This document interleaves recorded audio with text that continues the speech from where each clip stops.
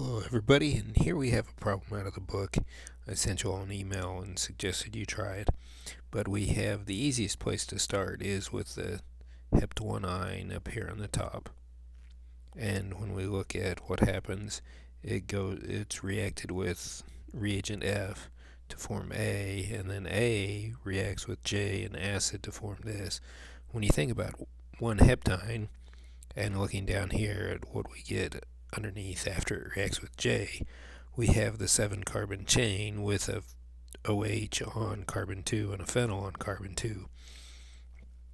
And the only way we can get from one heptine to compound A and then add a carbon onto it has to be compound A, has to be a carbonyl equivalent. So A would have to be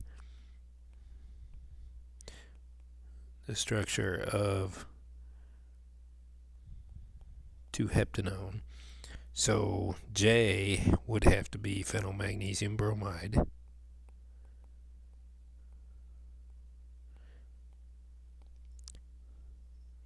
Where after it reacts with J, then we add the acid and we form a carbon-carbon bond and get the tertiary alcohol from the ketone. So F would have to be mercury sulfate and sulfuric acid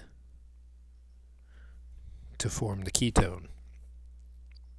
So here, once we know that A is the ketone, we can start looking around and see what would form it. So compound G here, and going the ozonolysis, G would have to be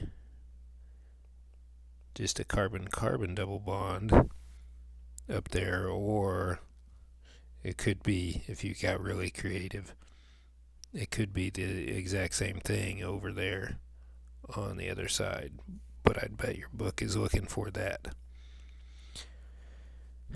Then if we look at the ketone going to reacting with HCN, we probably compound H should be just where we add the OH and the CN on there, and then compound I is probably where we cleave the cyanide to the carboxylic acid, so we get the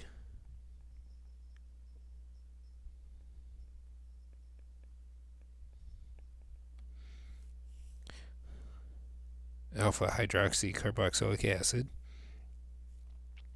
So how can we, if we look at this 1, 2, and starting here with the 5-carbon Grignard, reacting it with compound B to form C, and then we have the oxidant here to get us to our 2-heptanone. So if we have 5 carbons, compound B has to be 2 carbons, and it has to be a carbonyl. And then compound C, after reacting that carbonyl with the Grignard, so compound C, we'll write it up here, has to be our full 7-carbon molecule, with where, as we remember from the first test, we form the alcohol when we add an aldehyde and a Grignard together, and then our oxidant here, the bleach oxidation, gives us our ketone.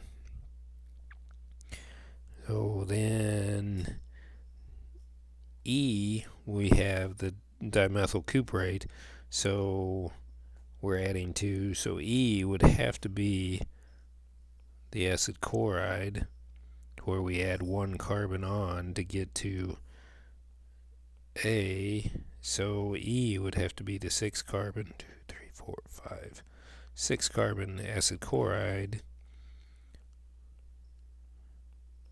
and then D would have to be the 6-carbon carboxylic acid. And then the only thing we have left is K, where we take something, we have to make this bond.